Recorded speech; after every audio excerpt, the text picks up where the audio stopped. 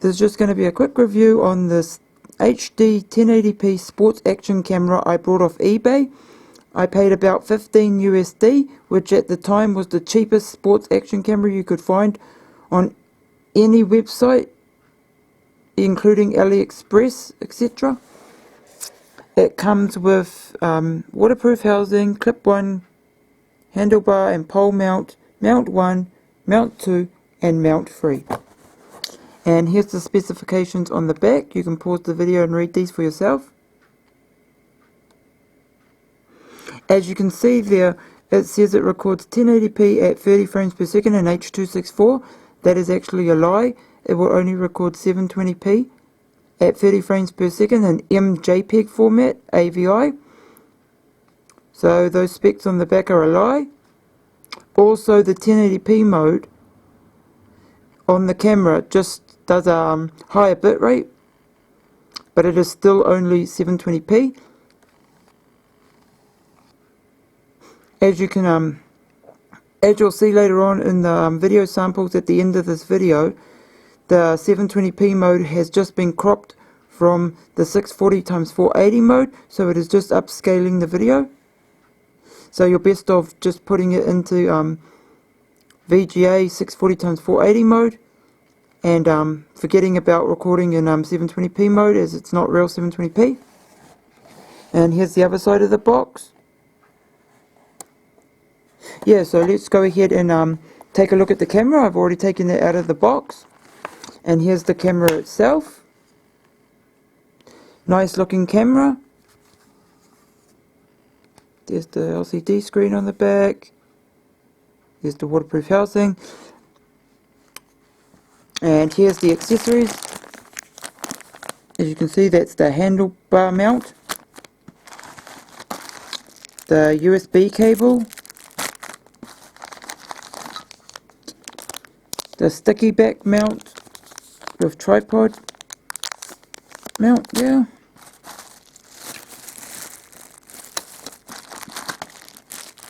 Got the straps, etc.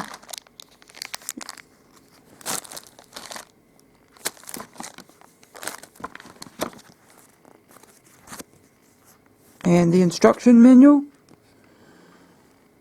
If you've used a GoPro or any other cameras similar to GoPro or SJ cams, etc., you probably won't even need to read this instruction manual, as most of these cameras operations are exactly the same. So that's what you get in the box. And for only $15, that is a really good bargain, as all these mounts, etc., usually sell for about $15 on their own.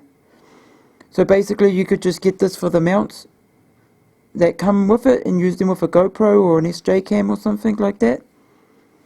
Yeah, so that's a pretty good bargain for those. And now here's the camera itself.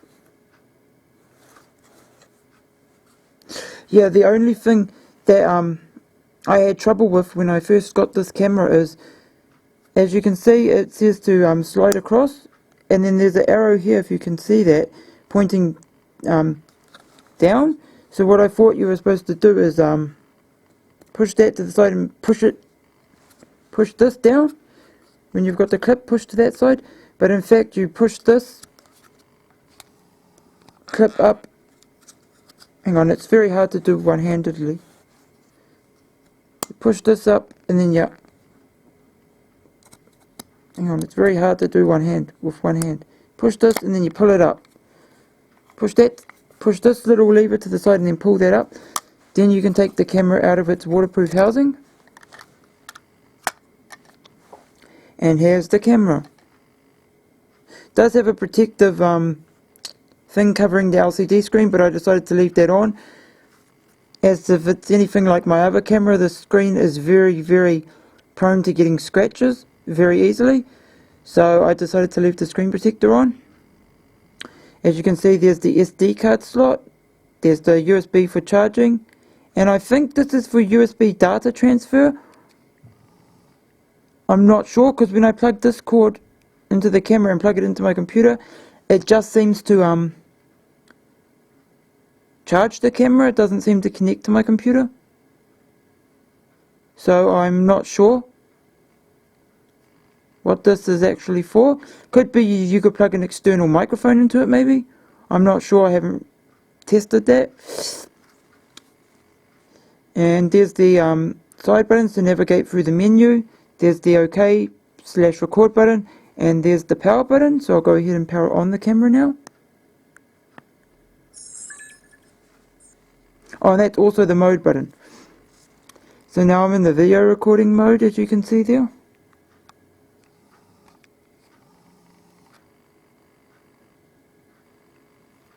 Now I'll go ahead and switch it into the photo mode. There's got your photo mode. It says I've got an 8 gig SD card in here that says it can take 22876 photos. If you can, if the camera will focus, you can read that.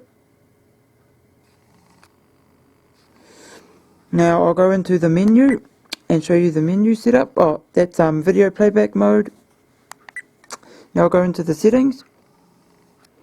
We've got your resolution, your timestamp, your motion detection, your loop recording. You can actually use this as a dash cam if you wanted to in your car. It will record, we'll go and have a look at, hang on, we'll have a look at the resolutions first. You've got your 1080p, your 720p and your VGA. As I stated before at the start of this video, you should only use the VGA mode, as the other two modes are just cropped from the VGA mode and upscaled. So there's no point using the other modes.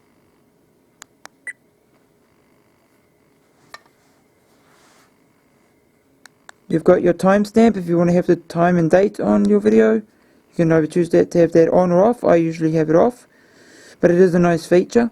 Say if you're recording like video where you need to know what time and day you were recording it. So that's actually a very handy feature. Motion detection.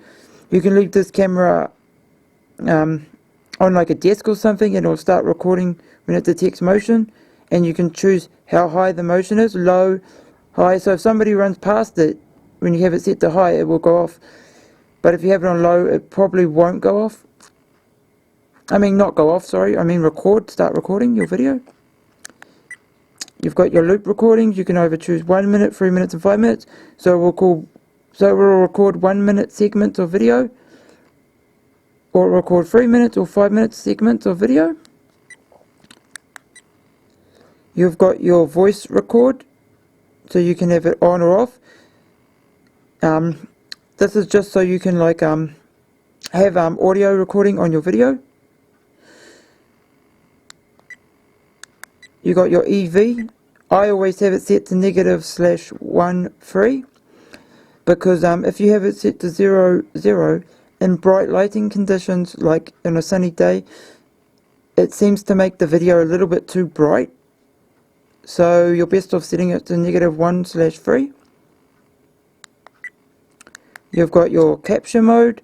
This is to choose if you want to take 2 photos every second, 5 photos every second, and 10 photos every second. So this could be useful for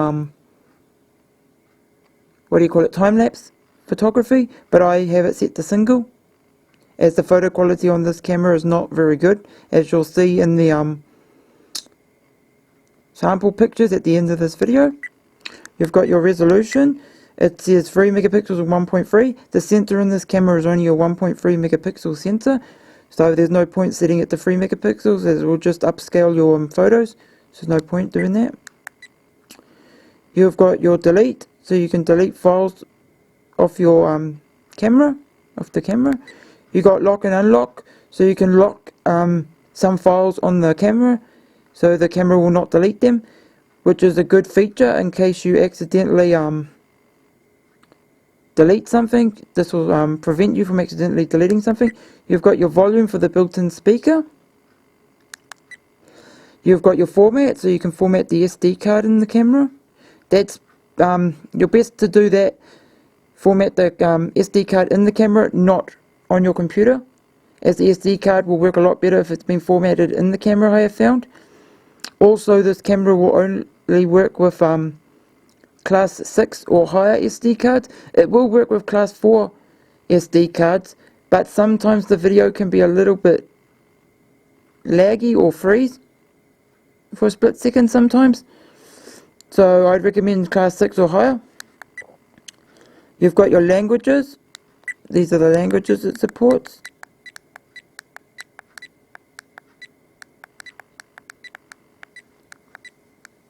As you can see, it supports quite a few different languages there, but I'll set it to English. Auto off means if the camera hasn't been used or is not recording at this time, it will automatically switch off. You got your 5 minutes, your 3 minutes, and your 1 minute, and you're off. You've got your LCD off, when the LCD screen will turn off. I usually have it set to 1 minute.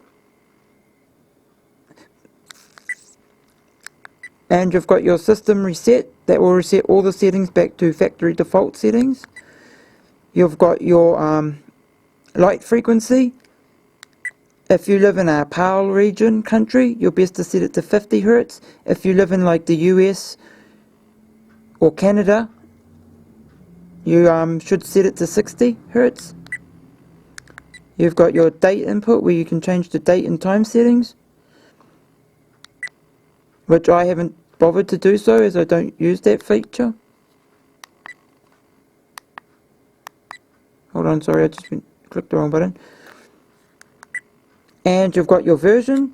So as you can see, I've got the CDV version 2.8 underscore 2015 1118 res version 2.8. Now, that's all the settings in the camera. So I'll go ahead and show you the sample videos and photos that I've taken with this camera. Note, I did actually take this camera to the beach and take some videos and photos, but I accidentally formatted the SD card inside the camera, so I lost those footage. So I've just quickly taken a few videos and photos outside of my house, in my backyard. So, yeah, thanks for watching, and links will be in the description below of where you can purchase this camera. Would I recommend this camera? Yes, I'd recommend it for the price. If you just want a cheap waterproof camera you can take to the beach. Yeah, so that's my review of this camera. Stay tuned for the sample pictures and videos, and have a good day.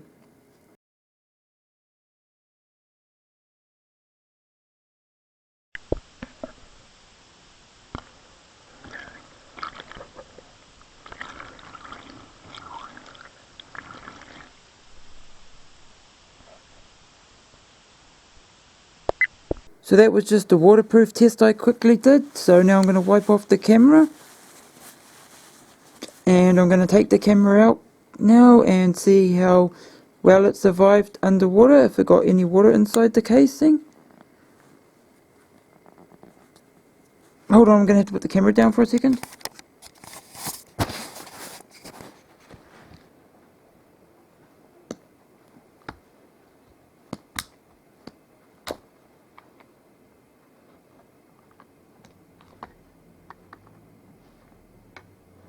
And as I can see, the camera is completely waterproof.